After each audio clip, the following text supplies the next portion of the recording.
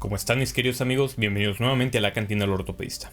Yo soy Joel Galindo, su anfitrión, y el día de hoy voy a mandarle un saludo a todos los que nos escuchan por alguna de las plataformas de podcast, en especial en Spotify. Aunque la verdad ya no sé si creer las estadísticas de Spotify, porque según eso hay gente que nos escucha en Suecia, Alemania y Rusia, como si los rusos no estuvieran usando mejor su tiempo en estos momentos. Si es la primera vez que visitas el canal, te invito a que te suscribas y actives las notificaciones para que no te pierdas ninguno de los episodios.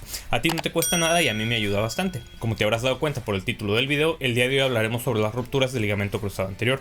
Te invito a que te sirvas algo, te relajes y veas este episodio hasta el final para que el algoritmo de YouTube se lo muestre a más personas. Empecemos.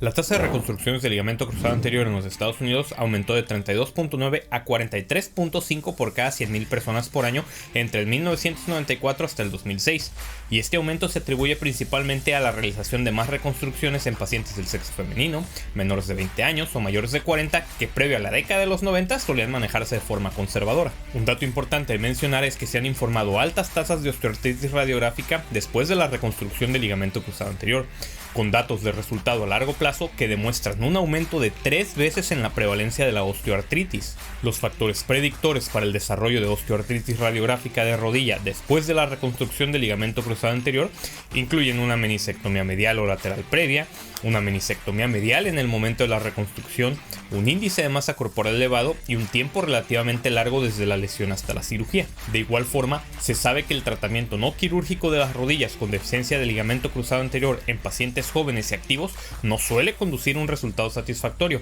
y un retraso de más de 12 meses antes de la reconstrucción se asocia con lesiones meniscales y condrales, lo cual es un argumento adicional para el tratamiento quirúrgico, ya que también el costo para la sociedad es de $1,500 menos y hay un aumento en los años de vida ajustados por calidad del paciente cuando la estabilización quirúrgica se realiza dentro del primer año en lugar de más de 2 años después de la lesión. La anatomía de la huella del ligamento cruzado anterior y la posición ideal del injerto quirúrgico siguen siendo áreas de investigación en curso. Macroscópicamente, el ligamento cruzado anterior consta de 2 fascículos funcionales, uno anteromedial y uno posterolateral.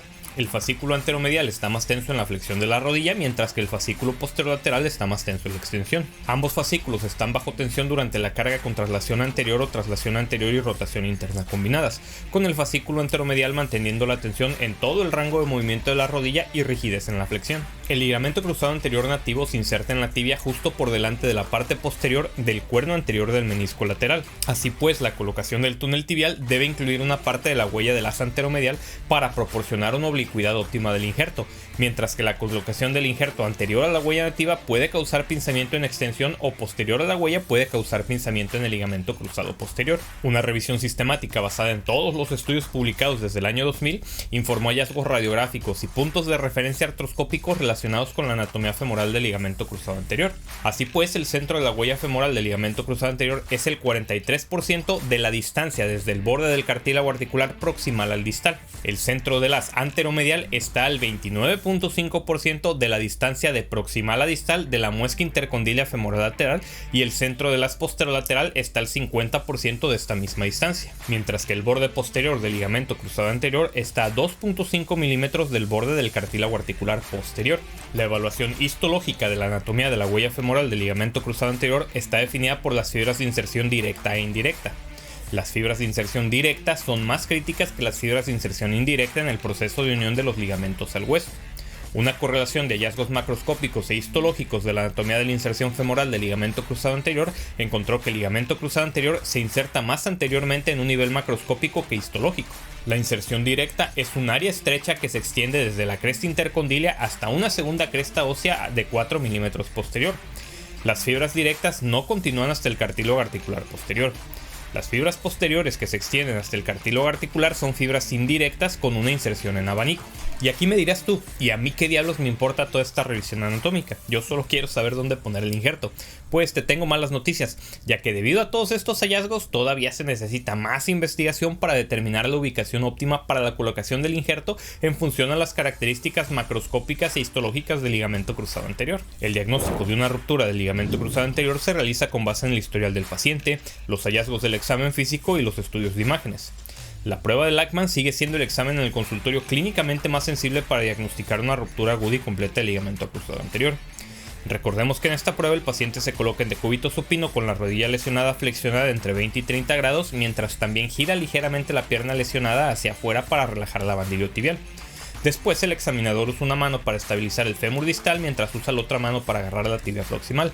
A continuación se aplica una fuerza anterior a la tibia proximal en un intento de subluxar la tibia hacia adelante mientras se mantiene estabilizado el fémur. La prueba se considera positiva si hay una traslación anterior excesiva de la tibia proximal mayor que el lado no lesionado y también la falta de un punto final firme. Se puede estadificar como A o B dependiendo si hay o no un punto final firme o no respectivamente. También se puede clasificar como grados 1, 2 o 3 dependiendo si la tibia se traslada de 3 a 5 milímetros, de 5 a 10 milímetros o más de 10 milímetros respectivamente. Otra maniobra ampliamente conocida es la del cajón anterior, donde el paciente se acuesta en decúbito supino con las caderas flexionadas a 45 grados, las rodillas flexionadas a 90 grados y los pies planos sobre la mesa de exploración.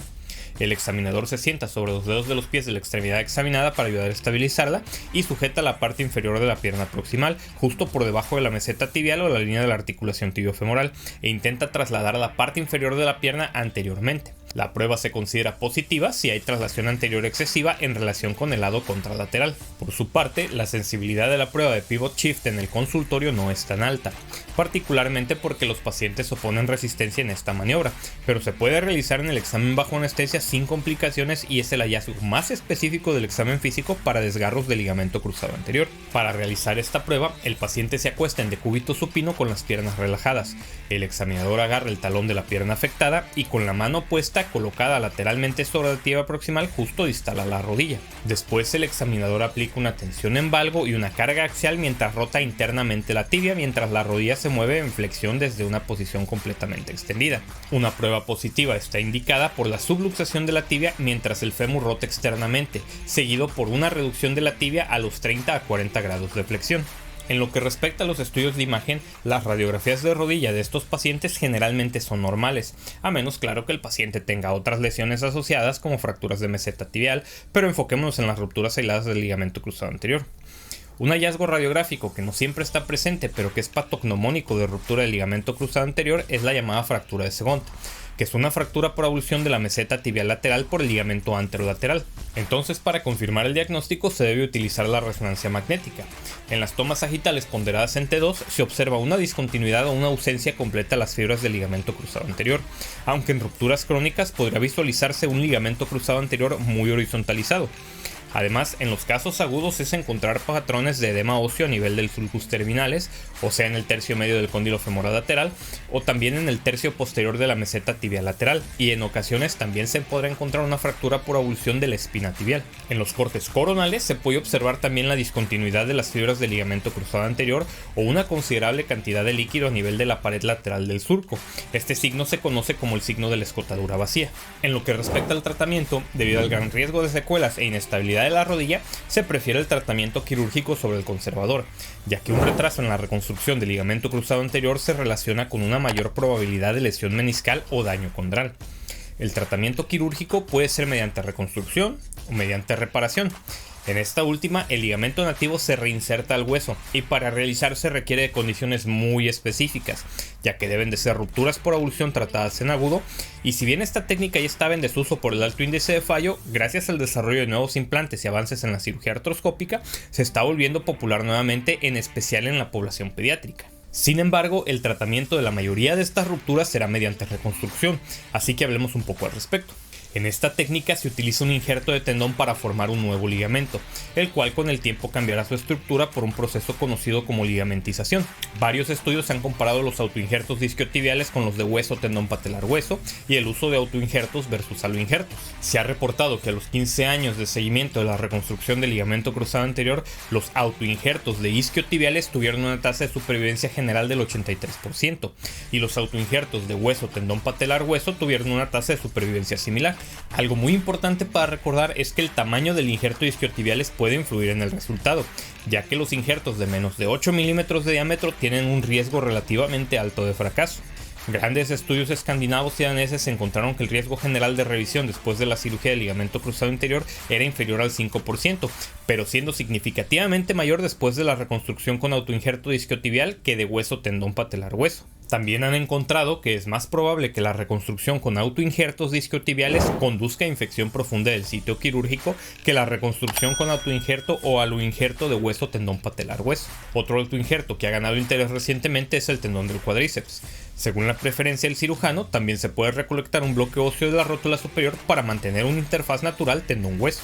Recientes estudios clínicos comparativos que investigaron los resultados después del autoinjerto de cuádriceps versus isquiotibiales informaron resultados similares o ligeramente mejores para el autoinjerto del tendón del cuádriceps sin diferencias en la movilidad. Y también existen múltiples técnicas para perforar los túneles para la colocación del injerto. Con la técnica tradicional artroscópica transtibial de fascículo único de principios de la década de 1990, era común colocar el túnel muy posterior a la huella nativa, lo que daba como resultado un túnel femoral mal colocado y un injerto muy vertical. Los estudios comparativos de la colocación del túnel femoral con técnicas de perforación transtibial contra anteromedial encontraron que las técnicas anteromediales crean una posición del túnel femoral más anatómica y mejoran la estabilidad posterior a la reconstrucción de las pruebas de cajón anterior, Lachman y Pivot Shift. Y aunque todavía hay debate sobre el método ideal para la creación del túnel femoral, el objetivo aceptado es estar dentro de la huella anatómica, ya que estudios biomecánicos muestran que esta colocación reduce la traslación tibial anterior de manera más efectiva. Se están desarrollando también aplicaciones para dispositivos móviles que te ayudan a encontrar la posición anatómica de los túneles tibial y femoral. Para esto necesitas el uso de un fluoroscopio durante la cirugía para tomar imágenes de la colocación de la guía, y con el uso de la cámara del celular o tablet, la aplicación usa esa imagen para determinar mediante fórmulas matemáticas si tu clavillo ya está colocado en una posición adecuada o inadecuada. Si bien esta tecnología aún no está probada y aumenta los costos de la cirugía y el tiempo quirúrgico, permite a que cirujanos que no acostumbran a operar este tipo de casos de manera regular puedan hacerlo de manera correcta, ya que recordemos que la principal causa de fallo y de rupturas del injerto es el error humano por una mala colocación de los túneles. Y en lo que respecta a los resultados del tratamiento de este tipo de lesiones, una revisión sistemática del 2014 encontró que el 65% de los pacientes regresan a su mismo nivel de deportes previo a la lesión después de la reconstrucción del ligamento cruzado anterior, y solo el 55% regresan a un nivel competitivo. Los factores que tienen una asociación positiva con el regreso al nivel de participación previo a la lesión incluyen una edad relativamente joven, capacidad de salto simétrico, sexo masculino y participación deportiva a un nivel de élite. El deseo de volver a practicar deportes pronto después de la reconstrucción del ligamento cruzado anterior no siempre es realista, por lo que el manejo de las expectativas de los pacientes debe ser el adecuado. No por querer operarlo le prometan que todo volverá a la normalidad después de la cirugía, porque en estos casos aplica muy bien el yo iba a ser el siguiente Messi, pero me chingué la rodilla. Y esto fue todo por el episodio de hoy. Como siempre, te agradezco que te hayas quedado hasta el final del episodio. Si lo encontraste útil, no olvides dejar tu pulgar arriba y tus comentarios. También me ayudarías mucho a que el canal tenga mayor visibilidad si lo compartes con tus amistades en tus redes sociales. Literalmente te tardas menos de 10 segundos en apretarle a los botones necesarios. Yo soy Joel Galindo y esto fue La Cantina del Ortopedista. Recordándote como siempre que te portes mal, lo hagas bien y nos vemos hasta la próxima.